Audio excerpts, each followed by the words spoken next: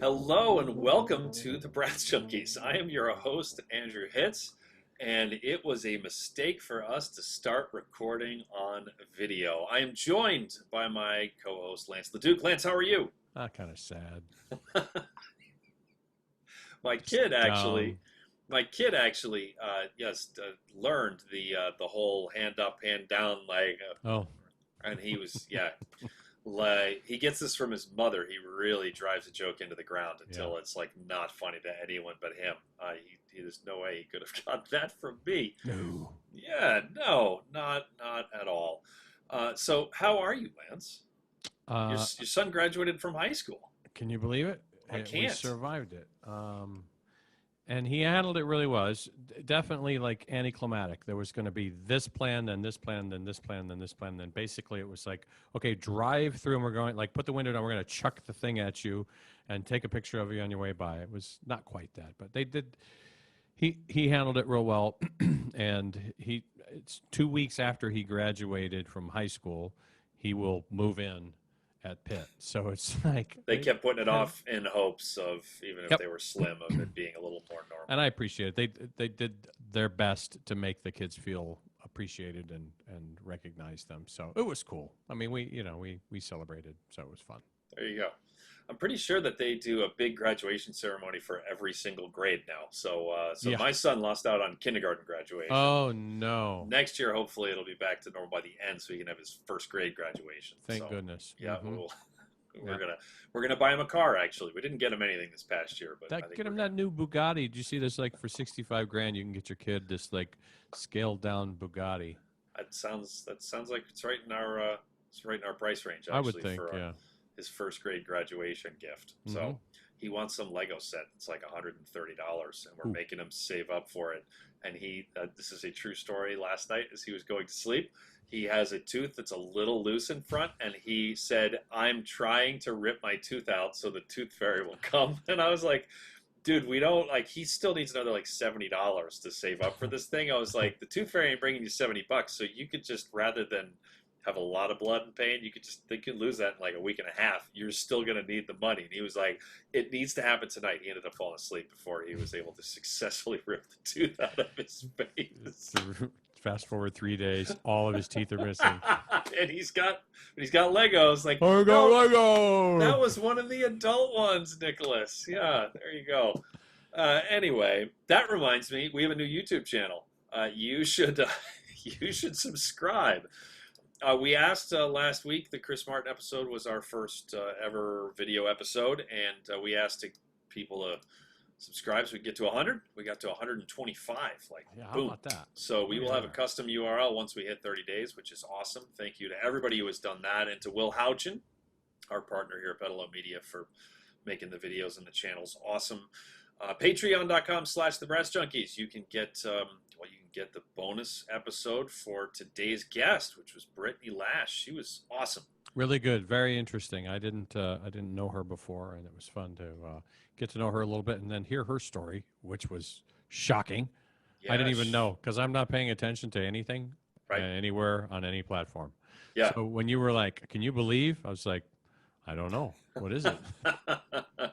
She, spoiler alert, she got coronavirus, which she was feeling the effects of for 2 full months. And we talked to her about her career pre-COVID, but we also talked to her about what it was like and coming back. And yeah, very, very interesting. So, and we had some good laughs in the bonus episode. She talked about some things going wrong, in performances, which is always our favorite go-to. And there was something that someone did in a section that she was playing in that was very disturbing. Both of us were like, wait, what? Never heard of this one before. So head over to patreon.com. All the bonus episodes, all the bonus content is video now. So yeah, you can find that at patreon.com/TheBrassJunkies. And thank you to everybody who's left a rating and a review on Apple Podcasts or wherever you listen to the Brass Junkies. Is there anything I'm forgetting, Lance? Yes, go over to YouTube while you're there.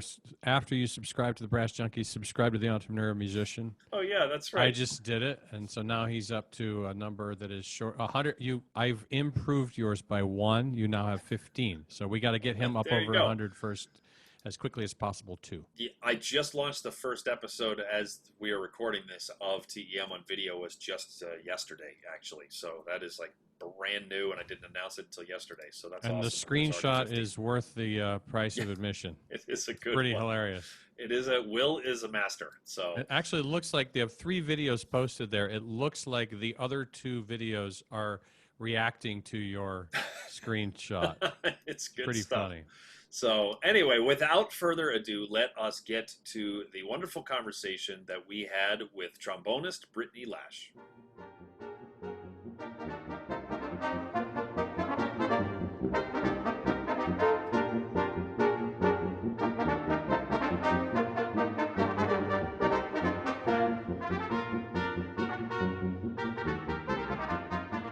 Today on the Brass Junkies, on cue, suddenly my son sounds like there's an entire first grade class stomping around my living room.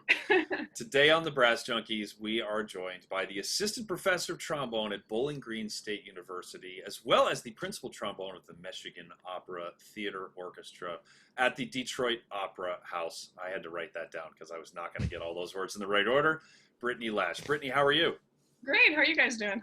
We're doing great. Yeah. I mean, I don't know about Lance. I'm all right. So it's great to have you on the show.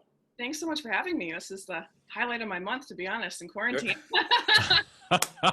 I like how you put the important qualifier at the end there, like the in quarantine, because most months talking to you two would not be the highlight, because it's the 30th today. Like there's only like a day and 9 hours left in this month. So yeah, I guess we don't have to ask her how quarantine is going. No, you don't.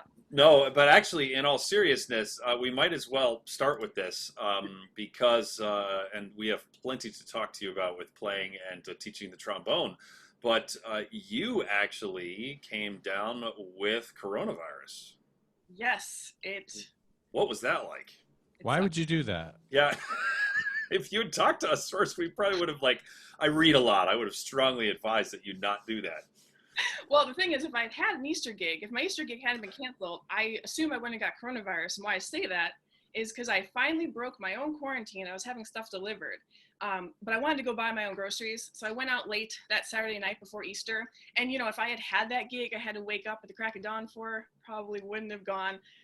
But yeah, I went to some stores within an hour, 3 stores, had a mask on, had gloves. I have a bottle of Lysol in the car. I was spraying myself down. I don't think I could have taken any more precautions. And then about a week and a half later, I ended up getting some of the really weird symptoms. Like the toe thing, or what did you get? Yeah, the toe thing. Of course, I get the grossest symptom. I remember when you tweeted that, because you also, which this was actually a helpful, it's like a spoiler alert. She posted that she had that, and then she said, but I warn you, do not Google image search that unless you really want to do that. And I actually took your advice. I took a pass there. But smart. Yeah, so it was 10 days later, and then all of a sudden you started getting symptoms. Yeah, and I thought it was from running or something, and but it just kept getting worse and not better, and I finally went, I got a telehealth appointment at first, and they thought it was all sorts of weird things like gout and a couple other things that I probably didn't have. And then the next day was even worse. So I went in, and I was lucky enough to have a doctor who advocated for me to get tested, because it's still really hard to get tested, but then it was near impossible. And then shocker, you wake up 9 a.m. the following Tuesday morning after Friday, and the city's calling you and telling you you have coronavirus. So. Wow. Egads. And they told you had gout. Yeah, there was a couple really interesting conditions that they thought, because, why were they asked me, did you put your toe in cold water for a prolonged period of time? Did you burn it? Did you, all these things, so. Did you burn it? Did you, yes, I do both of them. Yeah, I mean, every Friday, don't you soak your toe in ice water and then burn it? Wow. So in the middle of a pandemic, you had to beg for a doctor's appointment, and then showing a symptom then they were trying to convince you that it was gout, and then all of a sudden they called and said, so what were the emotions when you got that call? At first, I was pretty freaked out because when I actually told people, and as you read in my Facebook post, I felt compelled to tell people because I am notoriously a germaphobe, as all my students can attest to. And I just felt like, oh my gosh, if I can get this, anybody could get this. And then after I posted that, I love everyone who wrote to me, but a lot of people sent scary articles about strokes and things about really bad side effects with people in their 30s. So I did spend a good 5 days freaking out, and all of my colleagues were constantly texting me more or less to see if I was alive. So that was a really weird situation. But after the first couple of days, I started, accepting it and realizing, okay, I'm okay. I'll get through this. But I was exhausted for a solid 2 months. And so Right. What my students don't know between lessons is I had to set my phone to have an alarm 10 minutes before every lesson. And I would be unconscious on the couch between every lesson and every meeting. Wow. So Yeah, I feel like that after some meetings, but I don't think it's related. I think it's gout. Were there I'm also imagining trombone players reaching out to you to make sure, be like, do I need to get my CV in order for Bowling Green? Just Right. like is Yeah. you, On a scale of 1 to 10, how I mean, are you doing? Should I? Ron Davis, who I think I've shared this on the podcast before, but Ron Davis at the University of South Carolina, who teaches tuba euphonium, who is he would agree he is an advanced age. I think he's like probably pushing 70 at this point. He's awesome. He's hilarious. He's a wonderful human, an amazing musician. But he said that he has stopped going to tuba conferences because like every other person that sees him goes like, oh hey Ron, like, so how you doing? Like just trying to like figure out like, are we talking like 1 year or 3 more, or like, because you surely are at the end of the road. He's like, I just stay home now. So yeah, he said it with a big smile. So Ron's wow. one of my favorites because he was on the original Gong Show. So anybody who was on the original Gong Show, I'm down with. They had a tuba quartet on their plan. I can't remember what the tune was, but one of the judges was Steve Martin. Ooh. So this was like back in the day with Chuck Barris and Mean Gene, the Dancing Machine, which is before both of your time, but I don't care. Yeah, I don't know all those names. I know Steve Martin. Me too. Yep. See, there you go. So we're with you. Mm-hmm. Yeah. And so was I know that, and you've posted about how you've just been tired, or you were for a long time. Like, did it come in waves, or was it constant, or were you always a little tired and then sometimes a lot tired? Like, what was that like? Yeah, it was the last one. So I was always a little tired and then really tired. And I knew it wasn't just kind of general quarantine depression that I think most of us have had to some degree, because I don't nap and I'm an insomniac anyways. So for me to just be falling asleep all the time, I knew something. It had to be from that. And now we're reading more and more about that being a really common symptom, unfortunately. So. Wow. And so how long have you been feeling better? Around the middle of June, I started feeling better. Yeah, it took a while because that was like April 24th or so that I got tested. So I like I said, I think I got infected the day before Easter. Wow. Do not recommend. Amazing. So is there anything to do but wait it out, stay hydrated, rest? Like you're just clear your schedule. Exactly. And the thing that really stunk about it was that no doctor from the local hospitals to even the Cleveland Clinic could give me any better answers. I mean, they put me on a blood thinner just to get the clots out of my feet. And otherwise they said, just monitor yourself. I never had a fever. I never had a cough. I never had any of the normal symptoms. And I probably wouldn't have known that I had it if it weren't for the feet. So yeah, it's just frustrating to have some of the best doctors in the world straight up say, there's nothing we can do for you. We don't know. And all the doctors, it was really funny to see them tell me how much they hated not having the answers. I feel for the medical community, not only putting themselves on the front line, but just for the first times in their career, like truly having no answers for everybody in the world. Boy, the combination of well-meaning people sending you articles about how people who are healthy, like you seem to be, and your age, like are having strokes, and then like, some of the world's best doctors saying, we don't know what you can do about it. I would imagine that would put me in a relatively dark place emotionally. That's the perfect storm. Wow. There you go. Well, let's talk about this for 45 more minutes, Lance. What else do we Well, I do have want to one know? more question about. So, you talked about what it was like to try and teach and meet. Did you? I mean, were you able to play? Like, what was your? Were you able to musically function? I have to admit that my practice did dip quite substantially, and I'm grateful to have taught so that I was forced to play. All of the videos I sent to students are unlisted on YouTube, so no one will hear them. I'm going to say they Yeah, weren't. we have links to all those in the show notes. You'll be fine. Yeah, we've contacted all of your students. Yeah, we do our homework on this show. You know, also it's interesting to note that my practicing also dipped while you had COVID. Yeah, mine plummeted. I'm so sorry, guys. Support.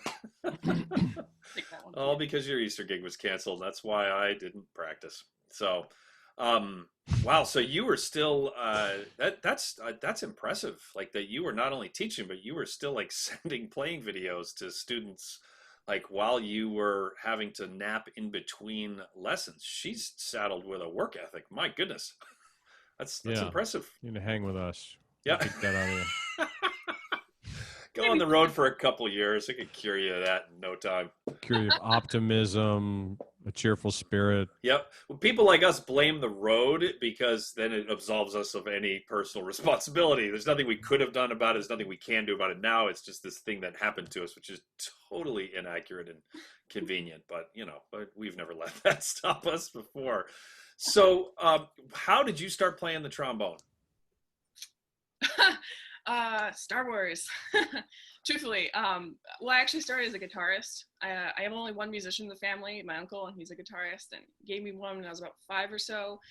Played that for a while. There's some really adorable videos I hope my parents never release of me playing guitar recitals. They're also in the links. It's not a problem. I know you got to them. That's why she didn't text me back today, my mom. That's right. Yeah. And then I actually played violin because the school showed me that. I still mess around with it.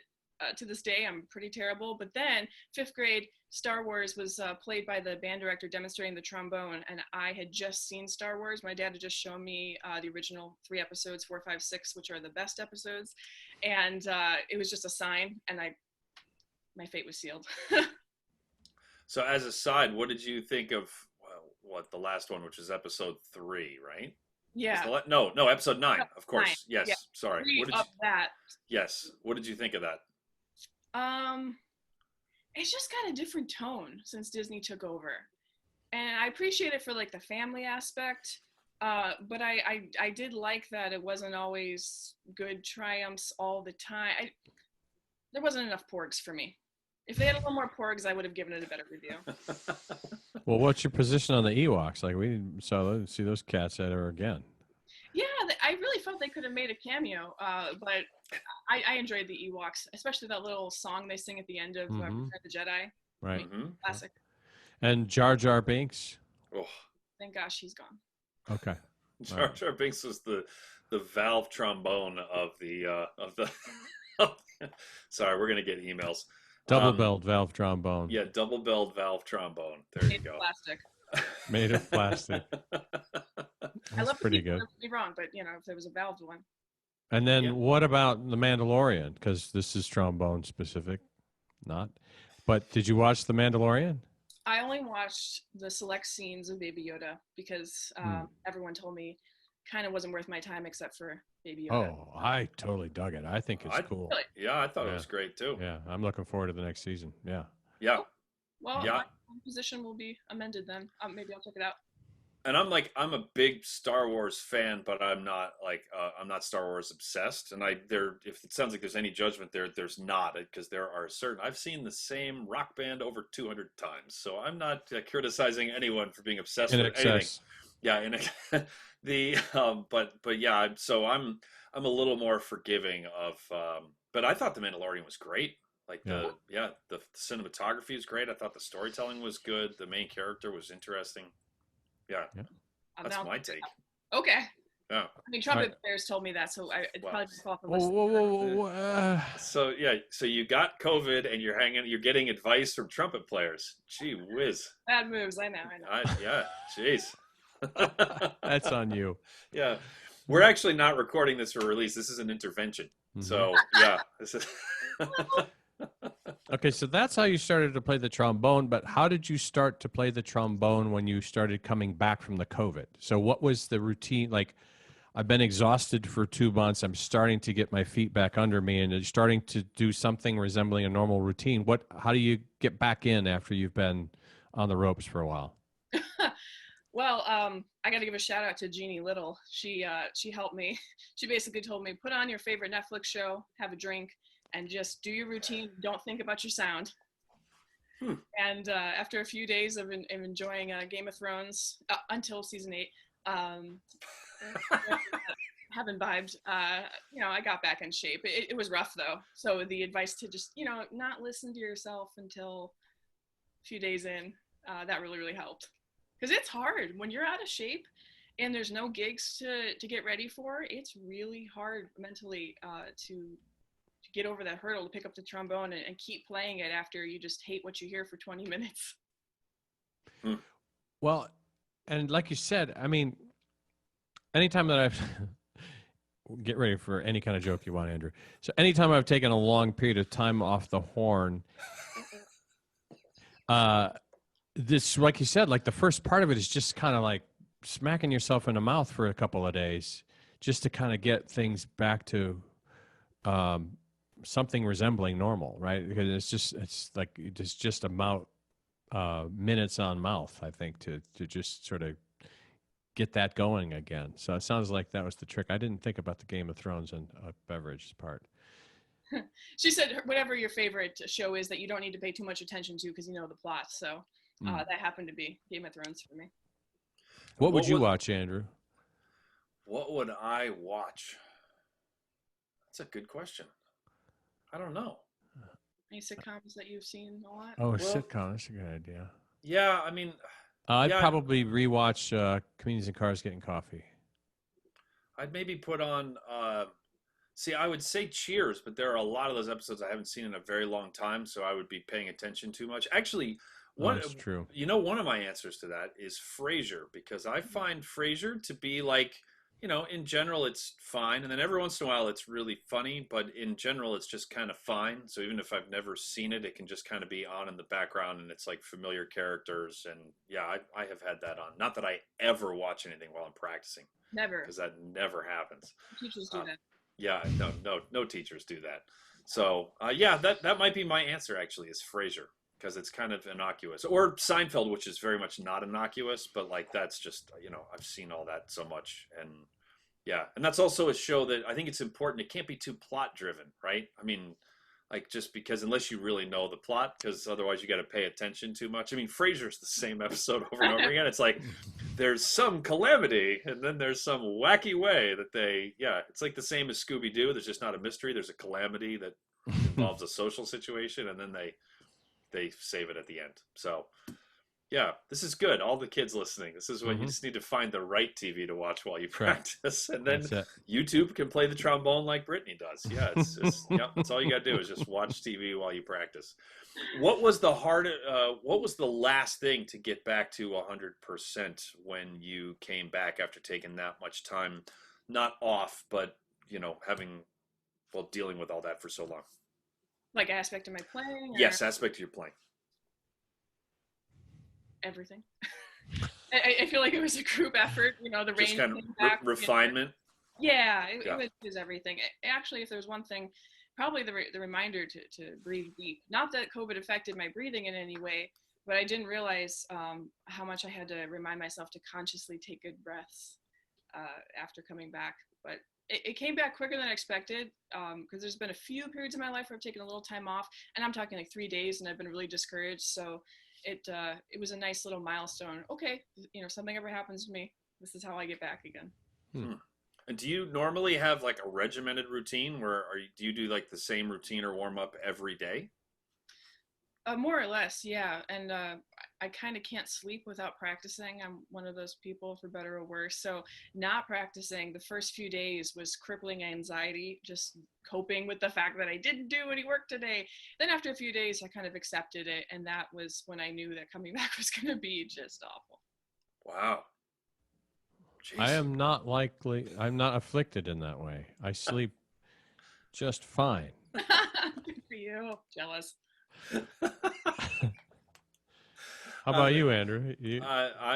I'm very much like Brittany. Yeah. Yeah. No, I'm not. But yeah, that's Wow. really so. So you're not only battling the illness. Then I mean, you were, I guess, with any. I've never been as sick as you just were. Like ever. I was in the hospital once when I was in middle school. So kind Stuck of, his but tongue like, to a yeah. frozen pole on a Actually, dare. They had to actually, take the pole out with the concrete and take it to the ER. It was a whole thing. I had full kidney failure, which Yeah, was potato. it was a complication of strep throat, but but there was a case of spinal meningitis 2 towns away, which is like contagious enough that you could walk by someone and they can get it and it will kill you in 48 hours if it's not addressed. And it was a kid that had died. So they brought me out the back door of the pediatrician's office, and my mother drove me to Children's Hospital in Boston, and there were people with masks holding the door open for me when I got there. And I was like, I was 12. I was like, this is not good. But you know, I was 12. I didn't, you know, I didn't really. There was nothing to process. So the mental aspect of that, of like not being able to do what you're so passionate about doing, was that also like an up and down kind of thing in terms of dealing with it? Were there good days and bad days mentally as well? What was that journey like? That's the dark journey. Absolutely. The mental part of quarantine in general, sick or not, is kind of been awful. I'm sure I'm not alone in saying that I had a really exciting, you know, rest of March, April, May, and then I had a trip to Japan for the National Trombone Festival, all sorts of really exciting things. And when they all got canceled, at first I was in shock and I wasn't really feeling anything about it. And then there was the sadness, and then there was like, why am I practicing? Because I have nothing coming up. Okay, you should practice because you never know. Then quarantine gets extended. It's just this back and forth. And then, okay, so I am practicing. What should I be practicing? It was hard to deal with, and I tried for a little while to make goals. One thing I did accomplish was getting some of those off the list. For instance, I realized that I hadn't played in a serious brass quintet in a couple of years, so there was one week where I sat down and just played through all of the standard trombone parts, and that helped my mental health, because I had a goal and I accomplished it, and I got a bunch of practicing, and that may or may not help me in the future. Huh. So undoubtedly, like Andrew's, like mine, your students struggle with this. They're struggling with it right now, wherever they are listening. So how did you and are you helping your students address these questions of motivation, and, you know, what is the point of all of this right now? Still trying to help them. Quarantine hit a bunch of them really hard, and, you know, we all have practice motivation issues before this. I'd be lying if I didn't, or my students did it. So we did a couple things, some challenges, you know, like 45-day practice challenge, 100-day practice challenge. I had some of them arrange some of their favorite music and overdub it. I tried to give them external goals. At the same time, I've been pretty hands-off this summer.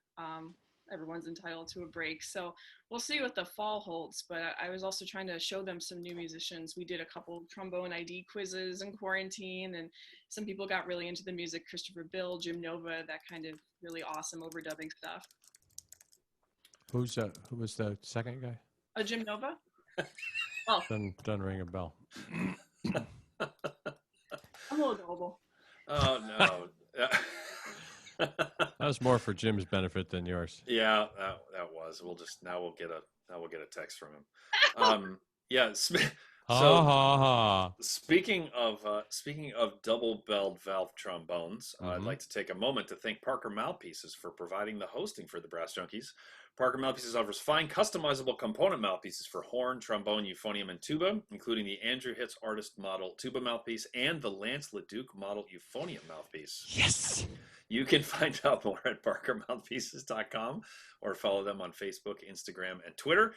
And I don't think we had everybody send Michael any emails last for the Chris Martin episode. So let's go ahead and everybody email Michael Parker to ask him specifically about his advice for brass valve trombone mouthpieces versus plastic valve trombone mouthpieces.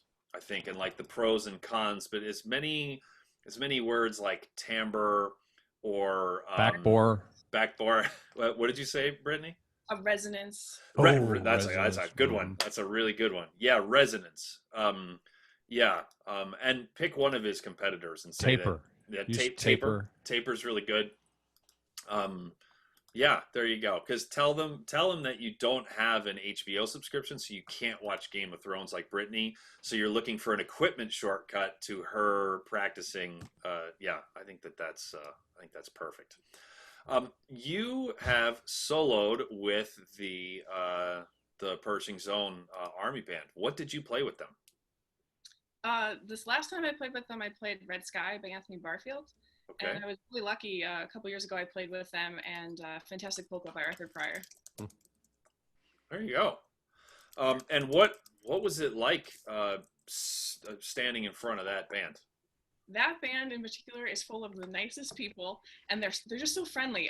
That was one of my least intimidating concerts. The only thing that was intimidating is they live stream everything, so that part makes me nervous. But that band is just full, every section, and Sam Woodhead, the principal trombonist, is an incredible player and person, and he's been just so welcoming every time I've come to visit. So I have to say, that's one of my most comfortable experiences, both times. Oh, that's awesome. Yeah, Sam is great. I've known him for a very long time.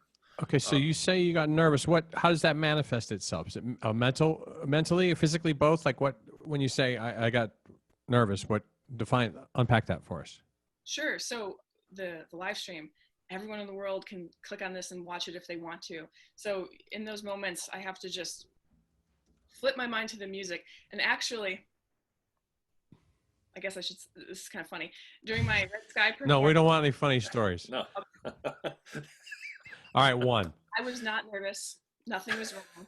Our brand, just to be clear, is not being funny. It's trying to be funny and thinking we're funny and not being funny. So if you can pull off all three of those, then you'll feel right at home. Well, I can say I was trying to look cool by playing off an iPad and letting the airplane mode not be on, and I was getting Facebook alerts during that concerto. Hey, that's pretty good. That is pretty good. I had no idea that my iPad knew the Pershing or the bass's Wi-Fi. That's awesome. It's never happened to me before, and so I learned a very valuable lesson on YouTube live stream.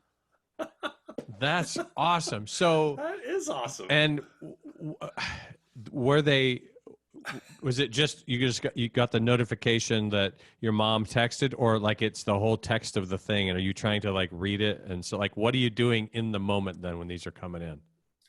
Well, and it was a lot. It was like text, Facebook, email. It was everything. Like that's less awesome. 3 hours that have been off, and it's been panic, absolute panic. And this is, to be serious for a second, this is why I practice so much. I drill things because I really rely on muscle memory when I get anxious. And I just remember thinking, this line, just move the slide like the notes on this line are. And soon those, you'll get to the second line and the notifications won't be blocking it. And I have to play the rest of the concerto with alerts coming in. That's wow. Awesome. That's one of my favorite stories in the 6 years of this podcast. That's amazing. And it sounds really like it, and it went well, I'm assuming. So it's like, which is why you're still smiling about the fact that there were notifications covering up the top line? It went pretty well. There's one part, I remember I had a long rest, and I actually think I got the airplane mode back on during that rest. I'll have to watch the video, but I was real sly about it. and I remember I came in a high G, and I was like, screaming at myself, what the hell were you thinking? Put it in airplane mode. Yelling at myself in my head, and then I'm realizing I got to come in on this soft G, and then it went to don't frack it. See, these are things like life's harder now. These are things that Frank Crisafulli never had to worry about. Did I put my music on airplane mode? It was just like, it was just paper. It was easy. Life is easier. Away, but Well, there is that. There is that. The problem with me is I would just be laughing so hard at myself that people would be like, he's totally lost his mind. Because that would just crack me up. It would crack me up that it was happening. It would crack me up that I was so stupid that I should have and then I knew that there's just no way out of this, Mhm. and that the wrong response is to laugh. Therefore, that's what I want to do right now. Like it would bring out all of the worst of my brain. Oh, Oh, yeah. So let's unpack preparing for a performance like that. How much in advance did you know that you were playing that piece? A few months. I think it was November or December, and then that was early March. Uh, so I had a bit of time. The thing, though, that I tell my students a lot, and my teachers told me, and it's unbelievably true, as you know, is that the older you get, the less time you have to prepare things for one reason or another, whether it's your job or your family or other obligations. And so pre-teaching job and opera job, that would have been just an unbelievable gift to have 4 months to prepare this piece. Right. But I was preparing a lot of stuff right then. I was fortunate enough to be a guest at 2 trombone days, so I was preparing those 2 recitals and then teaching and then the opera. So I played it as much as I could, but I had to have my practice on a rotation schedule at that time. And how talk us through, like, what's your ideal, not with life, interfering, musical and otherwise, like how much in advance do you have that piece basically ready to go? Ideal? Yeah. Probably at least a month to 2 weeks before, ready to go, so that it's just a habit to go through it.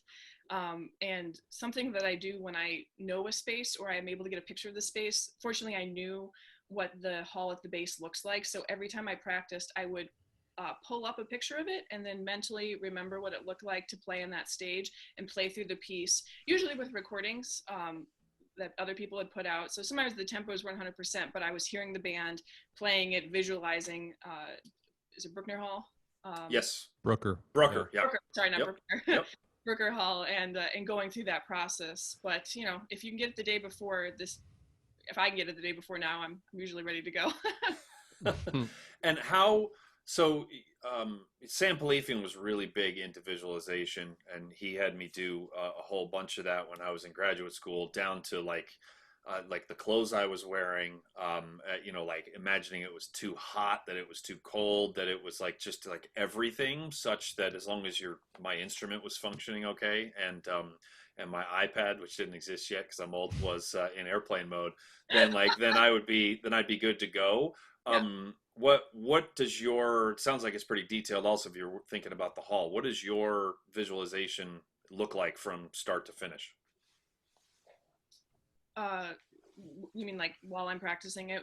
Yeah, like do you imagine walking out on stage? Do you imagine waiting back in the wings? Like where does the visualization process begin?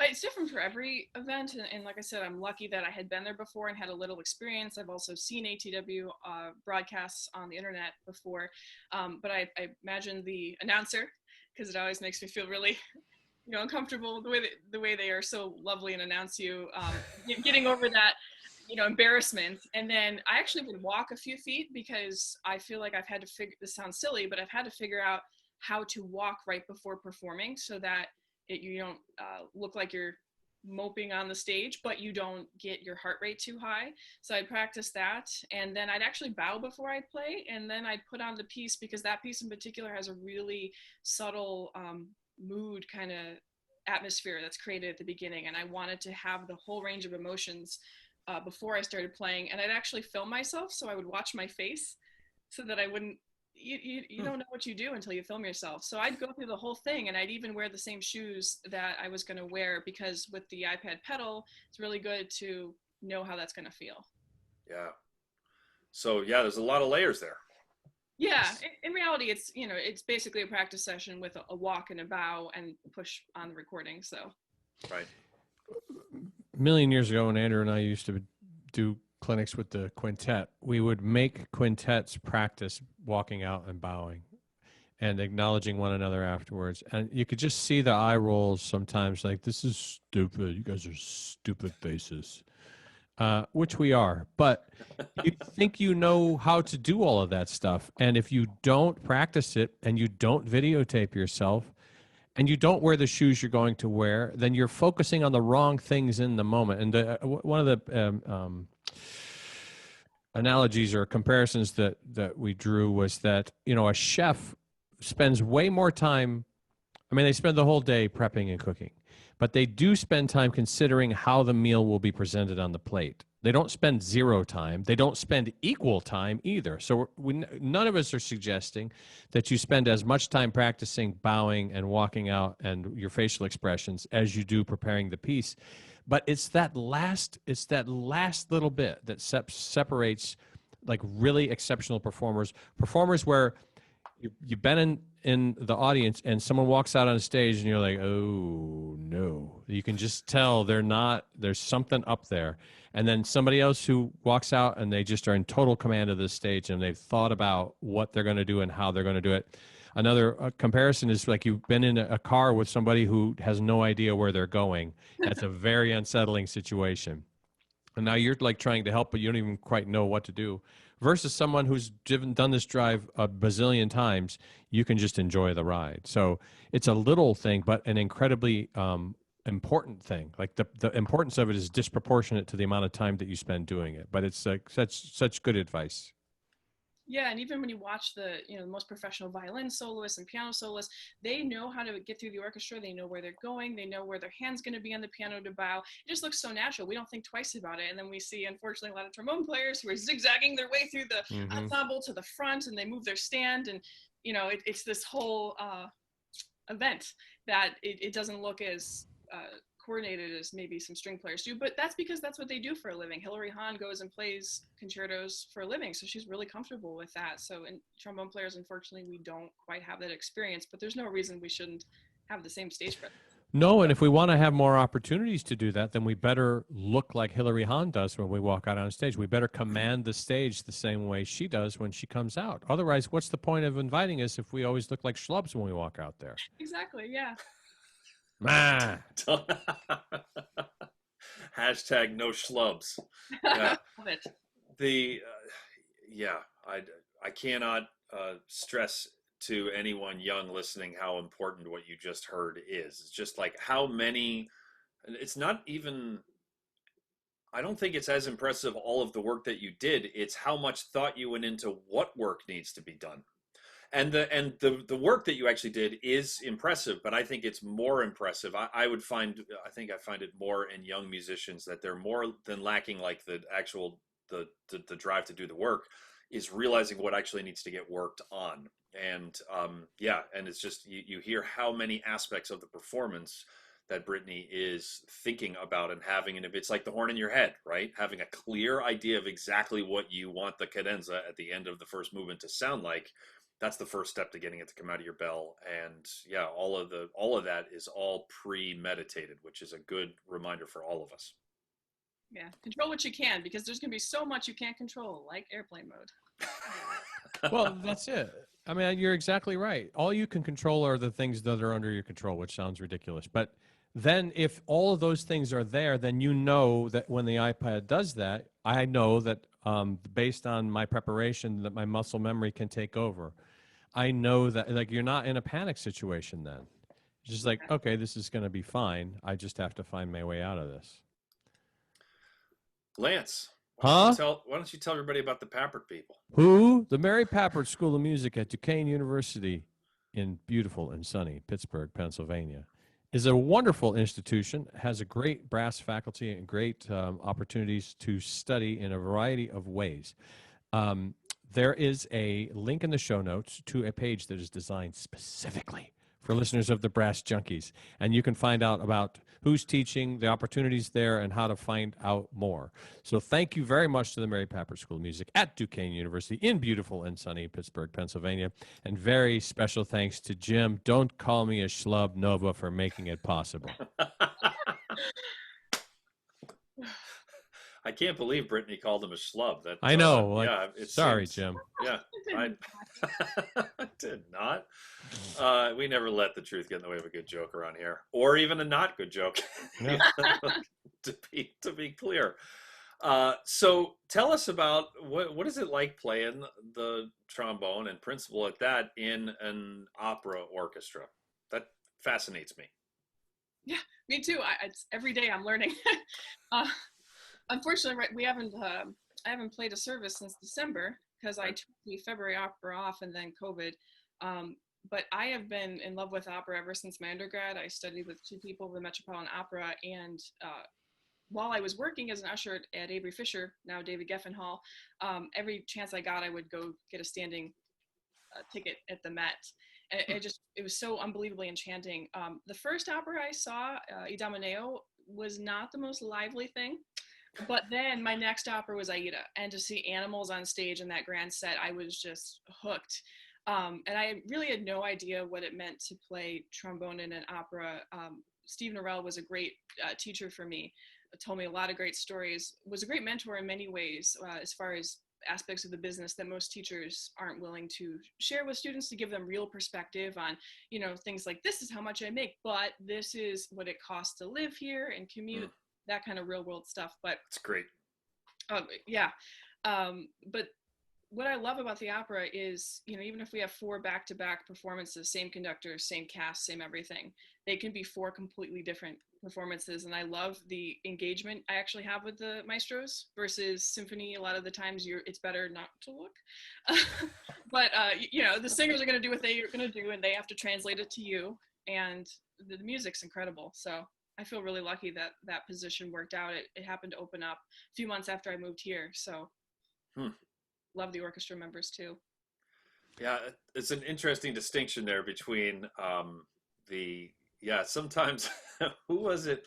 I can't remember which tuba player it was that I was subbing for. Who warned me about this was a big orchestra too, warned me that conductor, like, that there was going to be some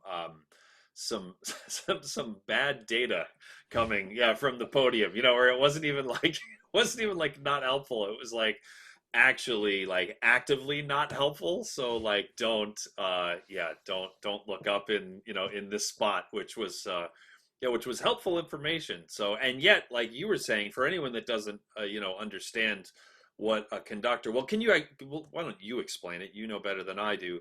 Talk a little bit more about what a conductor has to do in an opera because of all of the moving parts that are different every time. But you just talked about animals, right? I mean, it's not always animals, but there are so many moving parts. Talk about a conductor in an opera and what they have to deal with. Yes, so much. The set is really a character. So the conductor, in my opinion, is a literal conductor between what's going on the stage and what's going on under the stage, because we can't see anything. Maybe some of the cellos or basses or first violins might be able to see. But depending on how the singers feel that night, they may rush an aria, they may linger on an aria, and they are just staring. The conductors are staring at the singers. Sometimes they don't even look at the orchestra, and then react to what they see, and we have to jump on it. So we cannot afford to not be staring at the conductor ourselves. And maybe something happens with the stage, it doesn't move as fast, so then the curtains closed a little longer and we get the sticks up and we're waiting, but really they're doing the best they can. They don't dictate quite as much as they do when it's just a symphony orchestra. Yeah, everything can be different, like you just said. Everything can be different. Yeah, it's fascinating. For anybody who doesn't know, you're playing in a pit, right? Yes. Yeah, so when she says that only those few musicians can see, those are the people that are beyond the edge of the stage, right? And can kind of look, up, depending on which side, can look over their right or left shoulder and, and see people that are like on the edge of the stage, but none of them can see downstage, right? I don't think anybody can usually see like the back of the stage if it's deep. But yeah, it's like playing in a musical, right? And operas are musicals; they're just old musicals. But yeah, it's and so is it different? I'm sure that you have played principal in a symphony orchestra section before. How is it different playing principal in an opera and a principal in a symphony setting, or is it? I think there's quite a bit of difference. Personally, the first difference I always think of is articulation. A lot of the repertoire is Italian, like Verdi comes to mind, and you need these really clear articulations. In a lot of American symphony orchestras, the articulations are a little more broad. You're going for a more vocal sound, but you also don't have to get out and up from a pit and So that's really the thing that comes to mind first when I think about the difference. Unless, of course, we're playing opera, little excerpts in an orchestra or something. But I try to remember to get a little less tongue in my playing whenever I'm back in a symphony orchestra, but always need to project from the pit. And is leading the section any different from for opera, since it's a little bit more, or is that just all coming from the conductor, the principal trumpet? Like, does that part of your job differ? Yeah, depends on the opera, because a lot of times in symphony orchestras, the brass are more or less, the trumpets and trombones, tuba, a section, in which case I default to the trumpet player. But in opera, more often than not, you're doing your own thing, and they're doing something completely different. So I'm always trying to learn the score as best I can before we start rehearsals, to know when I need to step up and when I need to lay back. And also, it's when I prepare an opera, I try to listen to it as much as possible, because while you may have X number of rests or a cue, you cannot count on them in the way that you might be able to count on them in a symphony. Might. Yeah, so it helps to be prepared, is what you're saying? That's crazy. Yeah. Yeah, I always used to hate any time that I like to count my rests as a tuba player, and we have a lot of it in symphony orchestras, but some of the old parts will just they just don't put the rests, and then they'll just put one cue and then give you 8 bars of, and then so there's just a whole, I always used to hate that. I always like to know exactly where I am. But with an opera, it's not always super knowable unless you're really familiar. It's similar to Strauss tone poems, right? Where it can be hard to count rests because it can be easy to count double time accidentally or half time because the beat all of a sudden goes to an eighth note and it's not really clearly marked. But if you know it, then it's easy. So you've played in a lot of different settings, and you've played with Rodney Marsalis' Philadelphia Big Brass. You've soloed with the Pershing Zone multiple times. You're principal so you've done so much. What have you not accomplished that you want to? The solo CD.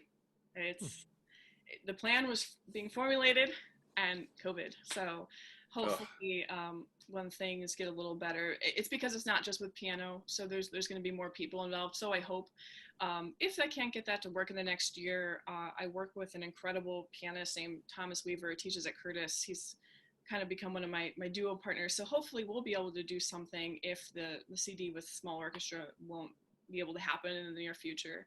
He's also written a piece for me, Midnight Embers, which I premiered a year ago, March. So he's a composer, pianist. So hopefully we'll be able to do something if the big project doesn't work out. Are you able to talk about what the big project is, or is it still under wraps? Vaguely, I found some unloved repertoire, I'll call it that. It hasn't really been played or recorded. Like the Grundal? Yeah, exactly. It's going to be Grandal, David, Masi, with string orchestra.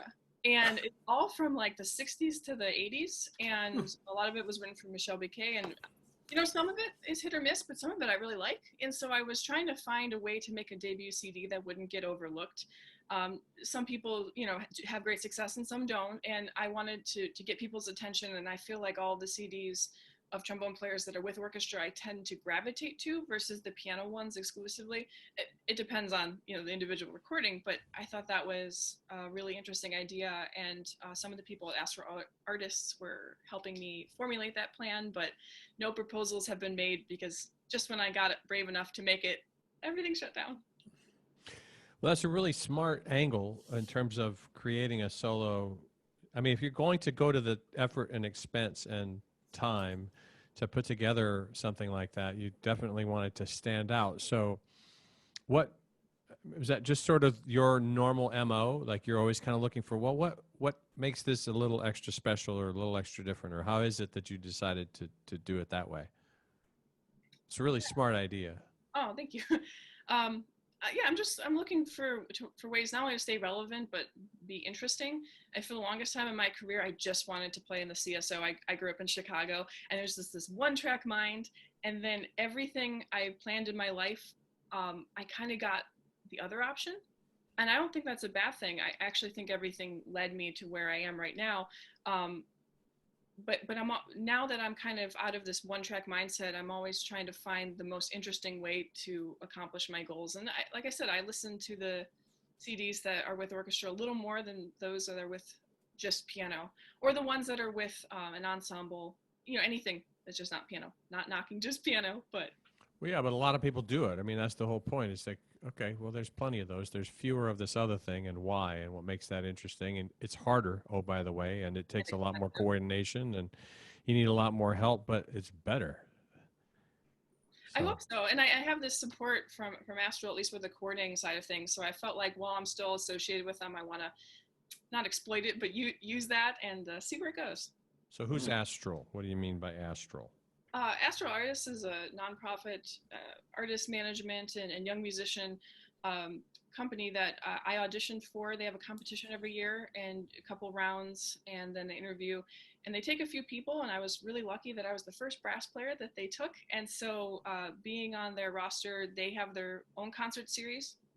They also have an educational component and a community engagement component. And then they also serve as regular managers for all of us. So sometimes outside orchestras or ensembles will want to hire us, and we can use Astral to negotiate and make contracts on our behalf, which I had no idea how much went into that until Astral was fortunate. I was fortunate enough to get some gigs through them with outside people, and just having somebody else do the paperwork for you and all that, such a lifesaver. So they take a small bit for that, but everything with Astral is no fee. So they're the only management company like that. So there's no retainer or anything. They just keep a percentage of the contract. Yeah, of the outside work. The in-house work, their concert series, they reimburse us, and it's our money. So just a wonderful team of people, though, helpful in every way. Anytime I have a question about anything, I call them up. And how long have you, what's the term? You win and then you're a part of the roster for how long? I got on the roster in 2017, the year I started BG. It's roughly 4 years, but it's flexible. It's a very flexible contract, depending on your needs. Some people stay with Astral for a year and then they're with Opus 3 the next, and some people stay with Astral for 5. And since I'm the first brass player, they now have a horn player too. It's been a learning curve for both of us. So I feel like I'm probably going to stay at least the 4 years. And I was supposed to have my big debut recital in Philadelphia next May, but they've canceled everything due to COVID. So that'll be probably either fall 21 or spring 22. So I'll be there a little bit longer, which is awesome. What would you say the biggest, what have you learned the most? Because I think a lot of people have just fuzzy ideas about what management can do. So what would you say the biggest surprise or pleasant surprise, or biggest takeaway, biggest educational moment about working with them, having them on your team? I would say as a trombonist, we don't get opportunities like this. You have to work really hard to either cultivate them for yourself or have somebody like Astral Artists take a risk on you. And my first year on their roster, they had this community engagement series where you could play concerts in really nice retirement communities, those kind of homes of a bunch of different types. And since I live in Ohio and I have to teach, they condensed all my concerts into 1 week. And there was this 1 week where I had, I think, 7 or 8 community recitals and then a paid fancy recital at the Brandywine Museum. And just the experience of playing a recital or 2 every single day, like a non-trombonist, was one of the most transformative experiences in my career. And when I was talking about, stage presence and how the violinists are used to it, you get used to it really fast when you play concerts back to back to back like a real soloist. And, granted, most of those that week were not super high profile gigs, but they helped me build the muscle of being comfortable both speaking and playing, which is just invaluable. You can't get that experience without being thrown in the fire. That's awesome. That's great. That's really fantastic. Yeah, the way to get experience is to get experience. I mean, and don't if you can go the route of Brittany, which is amazing that you became like the first ever brass player on with this really cool management, but don't wait until that happens either, right? Like you can create your own opportunities, and if you're a young musician and you go perform when in normal times, if you were to go and perform in a recital in 4 nursing homes in a week, like you will learn so much about yourself, about everything. I mean, like, so much. It doesn't have to be. It can be a close to no profile. You know, you said they weren't high profile. It just using those muscles will provides you the it's all about reps, and you can create them yourself is the good news. Absolutely. And real quick, I love those particular concerts because not only is the audience very, very close to you, it's not like you're on a stage and the audience is down below. Most of the time, if those homes had a stage, it was smaller, or you're just on the same level. If anyone's performed at a retirement community, you might know that sometimes the audience is lively or they have commentary at a volume that's very audible. And I remember playing one of the Telemann, I think it was the F minor sonata, and at the end of one of the first movements, a gentleman in the first row went, whoa, like in a very deep voice, and just trying to keep it together as I was going to dive into this fast movement. It's those experiences that help you with the bigger ones. And it was also so charming. I really love an audience interaction. I was just reminded of, I think it was 3 summers ago now at Tanglewood, where I was seated in the shed in my seat, and there were some people who sat down the row behind me, and at a volume that I don't think that the woman realized was as loud as it was. She was like, "He's so tall, like, I can't see anything." Yeah, I was like, yes, yeah, I'm not sure why. I can't really do anything about it. So, yep, my head is huge. I didn't have all this hair at that time, but yeah, it was very funny. It's like, it's good to get the unfiltered view, but that's something I couldn't really do anything about. I was like, sorry. It'd been awesome if you had a top hat and you're like, oh goodness. Speaking of top hats, that reminds me of our dear friend Jens Lindemann, and Jens, as I'm sure you know, is going through some terrible. He's got face COVID. He has face COVID. You seem like you're thoughtful, you're compassionate, like you've just went through quite a struggle. So, and you were talking about the mental side of things, which I think is what is holding Jens up. But what is your advice for Jens Lindemann with these chop problems that he's been going through for 6 years now? You know, I've seen him do the splits one way. I'm wondering if maybe he switches the legs the other way. There might be some full body healing. Oh, that's interesting. It's always right leg forward, isn't it? I think. I'm trying to think of, like, I'm trying to picture him doing this, because you're right. That's interesting. So he's just not really he's developed his muscles in an asymmetrical manner. Is it like a balance issue? Yeah, I think we need some whole body wellness. Well, truer words. He's lacking. So should he practice this? It seems like in performance, right? Probably should practice before performance too. And you know, the last time I did see him do it, I can't remember which arm, but whatever arm wasn't hurt that time, maybe try the other arm too. Like true full body. He needs to. You are the first person to suggest that Jens needs to do the splits more. So, yeah. Mm-hmm. The video that does exist of him sitting in with rhythm and brass and doing the splits at the end and accidentally knocking over a music stand is that's some of my favorite ones and zeros available on the internet. Yeah, that's good stuff, because it also doesnn't smack it over. It's like and then it falls over. It's sick. Yeah, that's quality. That's that ain't HD either. That's like an oldie. That's like, yeah, that's in the aughts. So, well, that's interesting. So he's asymmetrically developed his splitting and trumpet holding, yeah. Well, and his trumpet holding. Yeah. There you go. Maybe play trumpet left-handed for a little while. That's a good idea. That is a good idea. That is a good idea. So, all right, I want to ask you one more question. What, if you could play, when this is all over and like everything is completely, let's just assume that everything's completely normal, who are you playing with and where and what? And let's be clear. You can't say like your current gig. Like you can't be like, so just to be, we'll take that off the table. It's like dream. Well, Yeah. Before quarantine, it was a couple weeks before I saw Randy Hawes, and he had said something to me like, "What's your dream quartet?" And it would just be really cool to have. There's a lot of great trombone players in this area. The reason I practice is because Elaine Trudell is down the road conducting the TSO. So it'd be awesome to have like a Midwest all-star trombone choir, and because the trombone choir is the coolest sound, and I conduct it every week, but I don't really get to play in one. I was going to play in one at ITF with a bunch of amazing professors from Ohio. That was the group I was going to go with. So like them and everybody in Ohio and Michigan, if we could just get this trombone choir, that would be the ultimate coming back post-COVID gig. There you go. Cool. I like it. Yeah. Lance, it would be ukulele would be my guess. Totally. Yeah.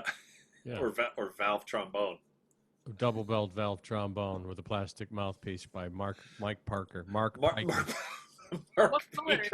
Mike Peaker. What's that? What color plastic mouthpiece? Probably, well, I'd like a purple one and a green one, if I could choose. Yeah. Yeah, that's probably pretty good. Piker can do that, right? Piker mouthpieces. Mark Piker. Mark Piker. I like it. There we go. All right. This is going off the rails. So we are going to have Brittany stick around for the bonus episode, which we're now doing in video. How about that, Lance? What? Will Houchin, who is the third partner at Pedal Note Media, is a genius on the video front. He's awesome. He set up all the YouTube channels for the Entrepreneurial Musician, for the Brass Junkies, and we're doing everything in video from here on out, including all of our bonus content, like the Jacobs quotes and the performance and pedagogy and the music practice coach, and all that stuff is available. If you go to patreon.com/thebrassjunkies, and you can hear more with Brittany, which each bonus episode comes out a week after the normal episode. So, Brittany, thank you so much. This was wonderful. Thank you for having me. This has been fun. Awesome. And that's going to do it for another episode of The Brass Junkies. You've been listening to The Brass Junkies on the Pedal Note Media Podcast Network. If you would like to hear the bonus episode featuring today's guest, please visit patreon.com/thebrassjunkies to learn how you can support the show and instantly access all bonus materials, as well as gain access to a special patron-only Facebook group. The Brass Junkies is produced by the amazing, wonderful, and truly inspirational Will Houchin. The theme music was composed by Fernando Dados and performed by Andrew Hitz and Lance LaDuke. We are at Pray for Jens on Twitter and Instagram, and have a Facebook page at facebook.com/prayforjens. You can find out more about the Brass Junkies and all the other Pedal Note Media podcasts at pedalnotemedia.com. This has been a presentation of the Pedal Note Media Podcast Network.